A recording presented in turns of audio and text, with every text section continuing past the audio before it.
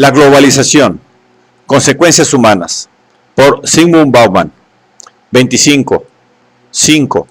Ley global, órdenes locales. El desorden. Hoy sabemos, escribe Thomas Mathiesen, que el sistema penal golpea la base más que la cima de la sociedad. Sociólogos del derecho y las prácticas punitivas se han explayado sobre este fenómeno y se han detenido en varias de sus causas. La primera entre todas es la selectividad del legislador, interesado en preservar un determinado tipo de orden. Las acciones con mayores probabilidades de aparecer en el Código Penal son las que cometen, más que nadie, los excluidos del orden, los humillados y pisoteados. Despojar a una nación de sus recursos se llama fomento del libre comercio. Robar a familias y comunidades enteras sus medios de vida se llama reducción de personal o racionalización. Jamás estas dos acciones han aparecido en la lista de actos delictivos y punibles. Por otra parte, toda unidad policial dedicada a la investigación de delitos graves acaba por descubrir que los actos ilegales cometidos en la cima son sumamente difíciles de separar de la densa red de transacciones empresariales. Cuando se trata de la actividad que persigue abiertamente el lucro personal a expensas de terceros, la línea divisoria entre lo lícito y lo ilícito siempre es vaga y contenciosa. No se compara con la reconfortante certeza de actos como la violación de una caja fuerte o una cerradura. No es casual, dice Mathiesen, que las cárceles estén pobladas sobre todo por personas del estrato más bajo de la clase trabajadora que han cometido robos y otros crímenes tradicionales. Además de mal tipificados, los crímenes en la cima son muy difíciles de detectar. Se los perpetra dentro de un estrecho círculo de personas unidas por las complicidades mutuas, la lealtad a la organización y el espíritu de cuerpo. Personas que toman medidas efectivas para detectar, acallar o eliminar a los posibles soplones. Requieren un nivel de refinamiento legal y financiero prácticamente inaccesible para los de afuera, en especial si son legos en la materia. Además, son incorpóreos, carecen de sustancia física, existen en el espacio etéreo, imaginario de la abstracción pura, son literalmente invisibles. Se necesita una imaginación tan refinada como la del autor del delito para descubrir en una sentencia de forma tan esquiva. Guiados por la intuición y el sentido común, el público bien puede sospechar que el robo cumplió un papel en la historia de las fortunas, pero señalarlo con el dedo sigue siendo una tarea amedrentadora. Los delitos empresariales no llegan a la justicia y la luz pública, sino en unos pocos casos extremos. Los defraudadores y evasores de impuestos tienen posibilidades de arreglos extrajudiciales infinitamente mayores que los carteristas y ladrones de casas. Dejando de lado todo lo demás, los agentes de los órdenes locales tienen perfecta conciencia de la superioridad de los poderes globales y se dan por satisfechos con lo que puedan conseguir. Por otra parte, en lo que concierne a la delincuencia en la cima, la vigilancia del público es errática y esporádica en el mejor de los casos, inexistente en el peor. Se necesita un fraude verdaderamente espectacular, con rostro humano, en el cual se conozca a las víctimas, pensionados y pequeños ahorristas, por su nombre, junto con todas las dotes imaginativas y de persuasión de un pequeño ejército de periodistas de gran difusión, para despertar la atención del público y mantenerla despierta más de un día o dos. Los procesos de los estafadores de alto nivel superan la capacidad intelectual del común de los lectores de periódicos y además carecen totalmente del dramatismo que hace de los juicios de meros ladrones y asesinos un espectáculo tan fascinante. Con todo, lo más importante es que el delito en la cima, generalmente una cima extraterritorial, en última instancia puede ser una causa principal o accesoria de la inseguridad existencial, y por ello relacionada directamente con esa ansiedad irritante que acosa a los habitantes de la sociedad moderna tardía y los vuelve tan obsesos con la protección personal, pero en modo alguno se lo puede concebir como una amenaza en sí mismo a esa protección. Cualquier peligro que se intuye en la delincuencia en la cima o se atribuye a ella corresponde a un orden totalmente distinto. Sería sumamente difícil visualizar cómo el hecho de castigar a los culpables podría aliviar los sufrimientos cotidianos atribuidos a los peligros más tangibles que acechan en las calles y los barrios más peligrosos de la ciudad donde uno vive.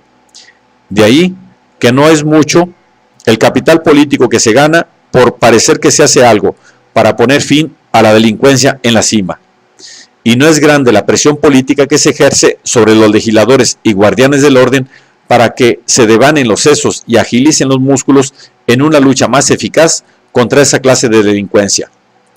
No tiene comparación con el clamor público entre ladrones de autos, asaltantes y violadores, o contra los guardianes de la ley y el orden, que se muestran poco severos en aplicarles el merecido castigo. Finalmente, la nueva élite global goza de una ventaja enorme frente a los guardianes del orden. Los órdenes son locales, mientras que la élite y la ley del mercado libre son translocales. Si los encargados de un orden local se vuelven demasiado entrometidos y molestos, siempre se puede apelar a las leyes globales para cambiar los conceptos del orden y las reglas del juego locales. Y, desde luego, si el ambiente en la localidad se agita demasiado, siempre existe la opción de partir. La globalidad de la élite es movilidad, y esta entraña la capacidad de escapar, evadirse. No faltará un lugar donde los guardianes locales del orden estén dispuestos a hacer la vista gorda ante una violación. Juntos, estos factores convergen en un efecto común: la identificación del crimen con la clase baja, que siempre es local, o, lo que es casi lo mismo, la criminalización de la pobreza. Los tipos más comunes de criminales que aparecen a la luz pública provienen, casi sin excepción, del fondo de la sociedad. Los guetos y las zonas de exclusión urbanas aparecen como caldo de cultivo del delito y los delincuentes.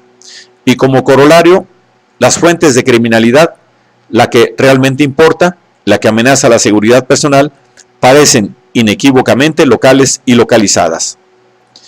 En 1940, Donald Clemer acuñó el término penitencializar para denotar los efectos reales de la prisión, radicalmente distintos de los de reeducación y rehabilitación, que le atribuían sus teóricos y promotores.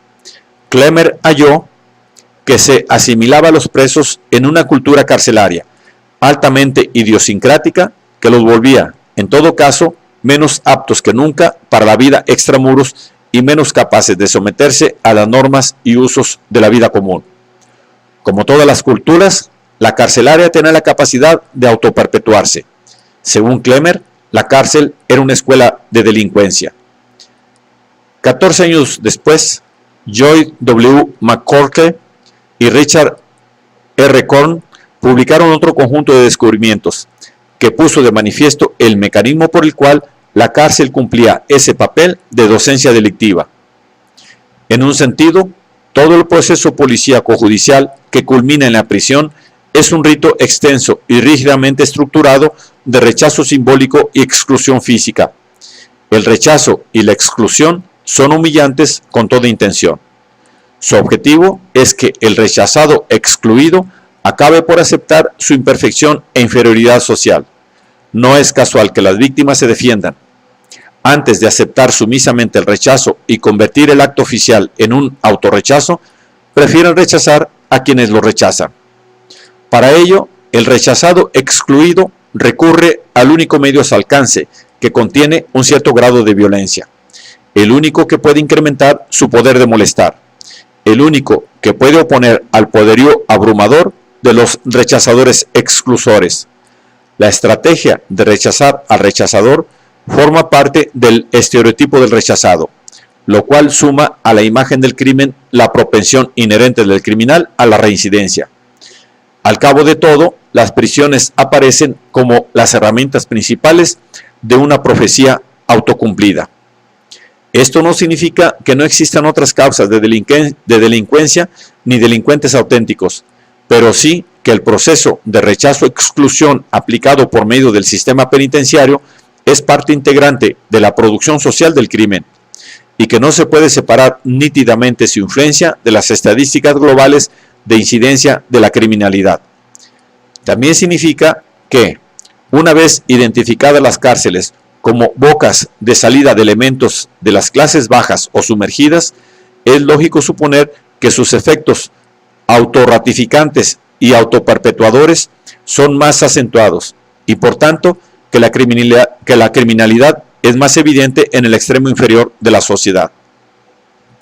Clemer y McCorkle y Korn realizaron sus investigaciones entre los presos y expresaron sus descubrimientos relativos a las consecuencias del encarcelamiento. Con todo, cabe suponer que lo que buscaron y descubrieron no fueron las consecuencias de la prisión como tal, sino de los fenómenos mucho más amplios de confinamiento, rechazo y exclusión. En otras palabras, descubrieron que las cárceles servían como laboratorios en los cuales las tendencias presentes en muchos aspectos de la vida normal, aunque en forma más diluida, se observaban en su forma más condensada y purificada. Especulación corroborada por el fecundo ensayo Hiding in the Light de Dick Hebdish. Si esto fuera así, el efecto de la penitencialización y la generalizada elección de la estrategia de rechazar a los rechazadores, con toda su capacidad de autopropulsión, ayudarían en gran medida a desentrañar la misteriosa lógica de la actual obsesión por la ley y el orden. También colaborarían a explicar el éxito de la estratagema de reemplazar por esa obsesión cualquier intento serio de afrontar el desafío de la siguiente inseguridad existencial. Asimismo, ayudaría a comprender por qué la exención de las libertades globales tiende a redundar en la fortificación de las localidades. El rechazo incita al esfuerzo por circunscribir las localidades a la manera de campos de concentración. El rechazo de los rechazadores incita al esfuerzo de transformar la localidad en una fortaleza. Los efectos de ambos esfuerzos se potencian mutuamente y juntos garantizan que la fragmentación y el extrañamiento en la base sean los hermanos gemelos de la globalización en la cima.